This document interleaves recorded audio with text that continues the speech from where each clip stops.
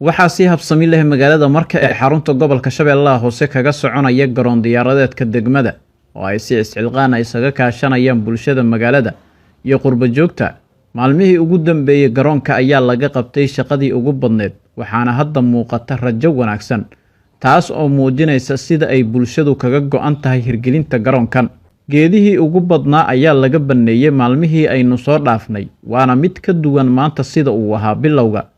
Maxamed Sheekh Xasan gudoomiye ku-xigeenka amniga degmada marka ahna taliyaha NISA ayaa ah dhiirigeliyaha ugu weyn ee hormuudka u ah habsami u socodka shaqada. Qurba joogta ku aftirsada magaalada marka gaar ahaan qurba joogta UK oo wadajir muujiyay ayaa dhankooda kaalin muuqata qaatay. Qaar ka mid ah dadkii hawsha garoonka waday ayaa si gaar ah ugu mahadceliyay qurba joogta wadankaas waxaana ay sheegeen in hawshu ay badan tahay sidoo kalena weli ay sugayaan kaalinta qurba joogta kale ee magaalada ku aftirsada. waxa weeye garoonka lagu talagalay degmada marka in oo loo dhiso kaasoo ku bilowday si isxilqaan ah ama dhalinyarada iyadoo isku soo xilqaantay. waxaan codsanayaa cid kasta oo wax garada meesha waxa weeye magaaladan go'doon weeye wax yimaadaan ma jiraan bad iyo biriba nimanka nabadiidka ah naga xiray. waxaan doonaynaa cid kasta oo wax garada inay nagala qayb qaataan khaasatan qurba joogta u dhashay deegaanka marka intii awal kaalinta qaadatay oo wax bixisay sida qurba joogta UK oo kale waa mahadsan yihiin. inta dambe ama gobol kasta ay joogaan waxa weeye dal dadkiisa dhista walaalayaal nagala qayb qaata. waxa weeye koow ma joogto waa u jeedaan hadda geedii baa la bixiyay waxaa dhiman caradii baa dhiman shaygii baa dhiman dhismihii baa dhiman walaalayaal nagala qayb qaata.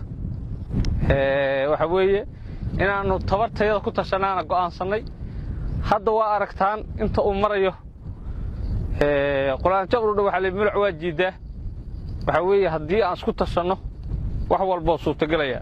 aad ogtihiin maalintii la bilaabay meeshaan waxay ahayd meel duur ah oo howd ah.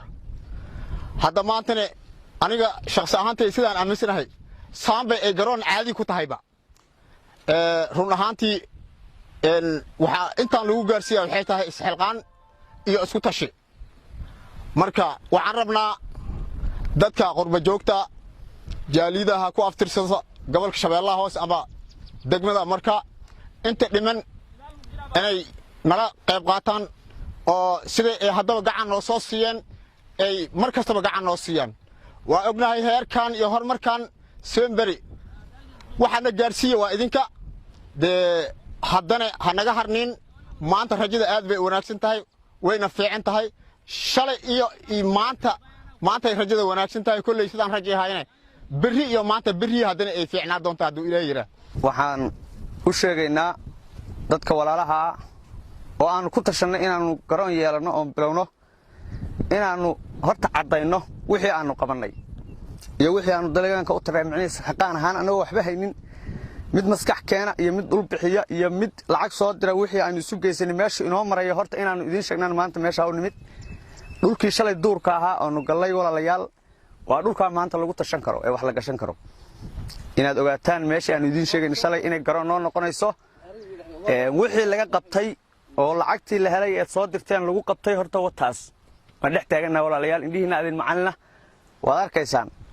midda labaad walaalaha qurba joogta oo ugu horeeyaan qurba joogta UK walaalayaal waxaan idin leenahay shalay idinka wax bixiyay maantana inaydaan dhihin shalay baanu wax bixinay baritan socotaad ku darastaan oo shaqadii aad nala wadaan way waanta bartakay maraysaa shaqadii ma dhamaystira.